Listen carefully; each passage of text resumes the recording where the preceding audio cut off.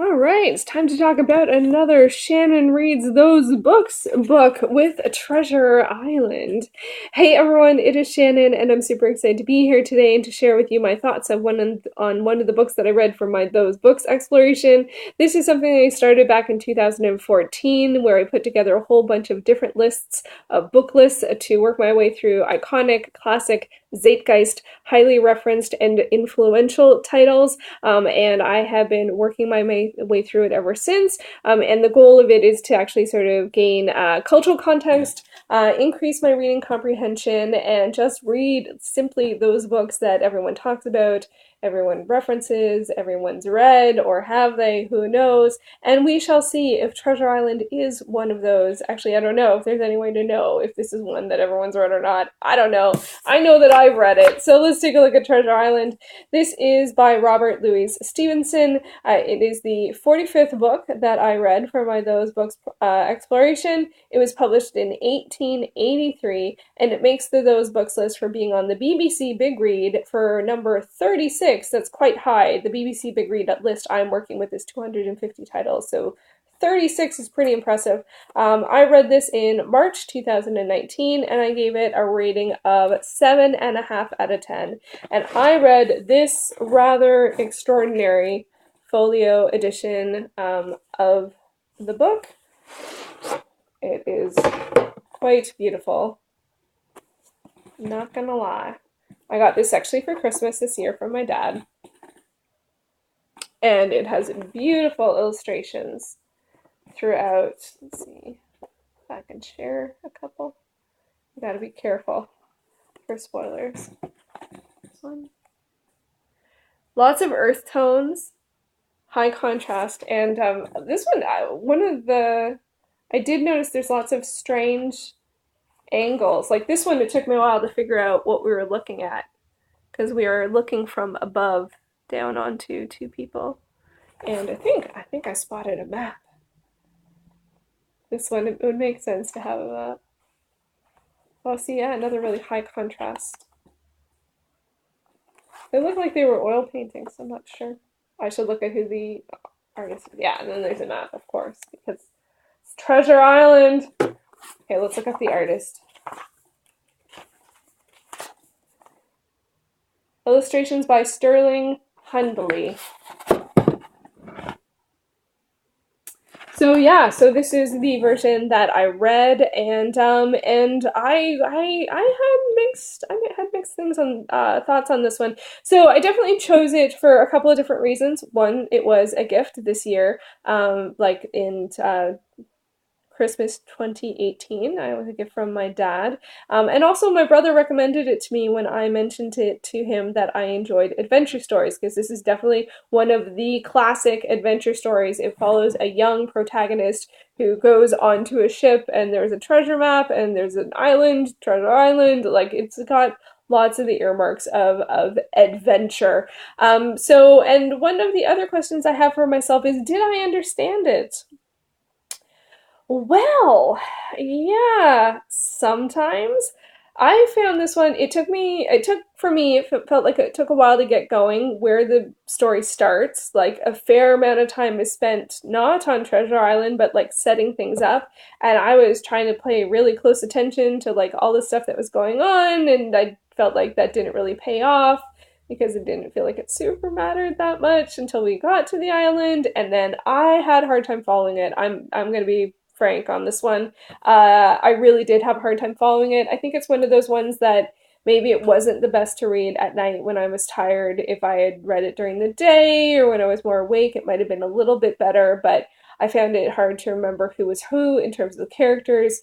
We have, of course, you know, wow, yeah, of course, name, I don't know, it's not true. The iconic, is it Captain Hook? But he's called like several different things. Oh, look at the drawings. The illustrations. Oh my gosh. He's called several different things throughout the story. So that was even hard to follow. I found it hard to figure out who's who in terms of the characters. There is lots of division amongst the the guys on the ship, And so, who was with each other in terms of physically or morally or for the moment felt like it was not static, and I understood the motivations for some of the changes and stuff like that. So I would say that sadly, I have to admit, my understanding of this was not very high. And I'm also sad to say I didn't enjoy it enough to feel like I really super wanted to go back and reread it. Like I might watch a film version or read like the Classics Illustrated to get sort of the through line of the story and then come back to it. But I found like it just wasn't sticking, and it might be something to do with the time period. I don't know if this is around when like the Sherlock Holmes stories were being written, because those ones I found it like just it didn't stick. It just didn't stick what was going on. So it might be that. I'm not sure. I gotta say, it makes me really sad. I was really looking forward to this. This is a really lovely addition. And I felt like there was so much adventure in it, but there was also some quite harsh things in it, especially because the protagonist is really young. He's well the youngest on this ship of, you know, like on this ship of like all the different people that are on the ship, whether because it's I don't want to spoil the story, but like he's definitely the youngest. There was some really clever things about this one, in terms of like making the story move forward, but there were also some really challenging things about this one, in terms of being on the island, making choices, even just the setup of why he ends up on the ship and stuff. It was not like easy times. Like, so for me, I was thinking it was sort of like fun adventurous spirit stuff, but it's like this is actually, if you think of it as realistically, that's really harsh things to go through and to be confronted with when you're that young. And I don't know if it's supposed to be taken that way. This is one where I did my bulk filming of like a whole bunch of reviews, and now I'm back to sort of my like regular pace of reviews, and I thought I would like research the titles a bit more, and I did start to read up on this on Wikipedia. But I don't love I love to know the thoughts and the impressions and stuff, but I got really halted even just with this one because the author read it specifically with the audience in mind of being boys, and I'm like, so we're on a gender divide? I know, it was 1883, whatever. And so I don't know if that, now we would take that as he was writing to younger readers as opposed to adults, or if he meant, no, this is a story for boys. So boys enjoy, everyone else out of here. I don't know.